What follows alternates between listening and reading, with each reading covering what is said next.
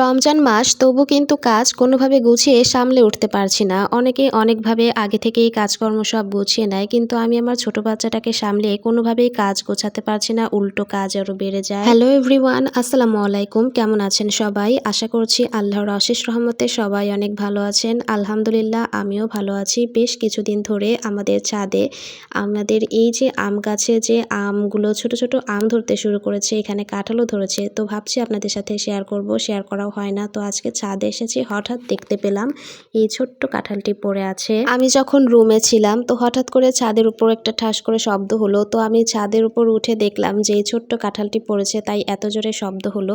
তো এই যে গেটের সামনে কিন্তু আরও একটা আম গাছ আছে। এই আম গাছেও কিন্তু মাশাআল্লাহ অনেক ছোট ছোট আম ধরতে শুরু করেছে। আর এখন যেহেতু রমজানটা এবছর আরও এগিয়ে এসেছে, তাছাড়া আমাদের বাড়িতে মোটামুটি 2টা আম গাছ আর একটা কাঁঠাল গাছ আছে। মাশাআল্লাহ এই 3টা গাছ দিয়ে মোটামুটি আমাদের চলে যায়। তারপর বাজার থেকে তো টুকিটাকি কেনাই হয় আমের দিনে। তো এই যে এখন কিন্তু মেহগনির পাতা পড়া শুরু করেছে। তো পাতা পড়া অলরেডি শেষ। আমাদের মা কিন্তু এখানে অনেকগুলো বস্তা ভরে রেখেছে সারা বছরের জন্য। আর আমাদের যেহেতু গ্যাসের চুলা আছেই, তাই পাতা খুব কমই আর পোড়ানো হয়। একটু পরেই যেহেতু ইফতারের টাইম হয়ে যাবে, তাই আমার মা আগে থেকেই কিন্তু আপেল কেটে রাখছিল আর সাথে আঙ্গুরও গরম পানিতে, হালকা গরম পানিতে ভিজিয়ে রেখেছিল। আর এখানে আপেল আর শসা আগে থেকেই কেটে রেখেছে। তো এদিকে আমি দুপুরবেলা গোসল শেষে আমার জামা কাপড়গুলো ধুবো, সেই সময়টা আসলে হচ্ছিল না। আমার মেয়ে যেহেতু ঘুম থেকে উঠে অনেক বিরক্ত করছিল, তাই আমি রেখে দিয়েছিলাম। তো ভাবলাম যে এখন এগুলোকে ধুয়ে নেই। আর একটু পরে যেহেতু ইফতারির সময় হয়ে যাবে, তো আজকে অনেকটা লেট হয়ে গেল। তো কি আর করব, কিছু করার ছিল না, যেহেতু বাচ্চা এতটা জ্বালায়।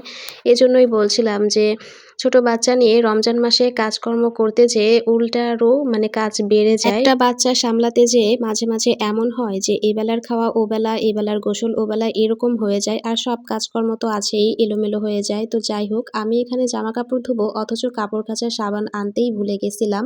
তো এখন আবার যাব আবার আসবো, যার জন্য আমি এখানে এমনি হুইল পাউডার দিয়েই ধুয়ে রাখছি।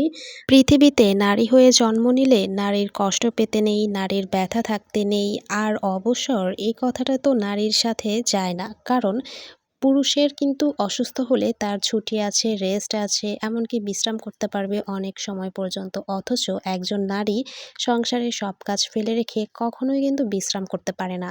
নারী কিন্তু সারা দিন রাত পরিশ্রম করে যায় তার সংসারের পেছনে। কিন্তু তারপরও কিছু কিছু পুরুষ মানুষ আছে যারা সারাদিন শেষে বাসায় এসে বউদেরকে বলবে যে সারাদিন তুমি কি করলে, সারাদিন কি কাজ করলে যে তোমার এই কাজটা করার সময় হয় না বা এটা করার সময় হয় না। আসলে এরা কেমন পুরুষ জাতি আমি বুঝি না ভাই। তো কথা বলতে বলতে কিন্তু আমার জামা কাপড় ধোয়াও শেষ। তো ইফতারের আগ মুহূর্তে যেহেতু আমি জামা কাপড় ধুয়েছি, এখনো কিন্তু অনেকটা রোদ রয়েছে। তো এই রোদে এখন যেহেতু গরমের সময় এসে পড়েছে, এই রোদে কিন্তু জামা কাপড় প্রায় অর্ধেকটাই শুকিয়ে যাবে। আমাদের যেহেতু বাসার ছাদে ওঠার সিঁড়িটা মানে পাকা করা না, এমনি কেনা সিঁড়ি দেয়া, সেজন্য বারবার ছাদে উঠতে ভালো লাগে না। তো আমি এখন বাসার পেছনে যে দড়িটা ছিল সেই দড়িতেই আপাতত জামা কাপড় মেলে দিচ্ছি, এতেই শুকানো হয়ে যাবে। তো যারা ইউটিউব থেকে আমার এই ভিডিওটি দেখছেন, ভিডিওটি ভালো লেগে থাকলে অবশ্যই ভিডিওতে একটি লাইক দিবেন এবং আমার চ্যানেলটি সাবস্ক্রাইব করে পাশে থাকবেন।